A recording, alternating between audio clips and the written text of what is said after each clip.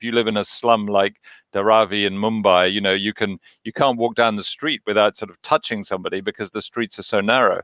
It's a very, very, and even in Delhi, I mean, people are living in very, very small accommodations.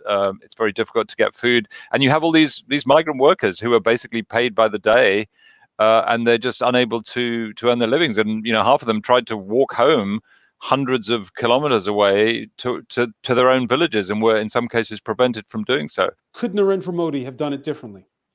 Well, I think part of it is the way he did it, as you suggest. It was sort of like it was sudden. There was no preparation.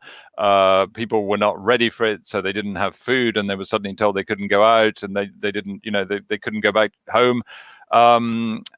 Yeah, I think he could have done it differently, but he did the same. When he sort of abolished currency notes a couple of years back, and that also led to great hardship for small traders and individuals with small amounts of cash who depended on cash for their living.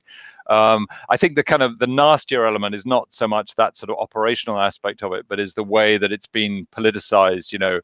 Muslims have been sort of demonized as carriers of the virus because there was a meeting of Muslim sort of religious get together, and everybody said, "Oh, that's the big cause of it." But of course, there were all kinds of religious gatherings of Hindus and Muslims and everybody else, and it's just sort of one more way in which the Muslim minority is being persecuted in India at the moment, which is sort of adding to the humanitarian problems that already exist.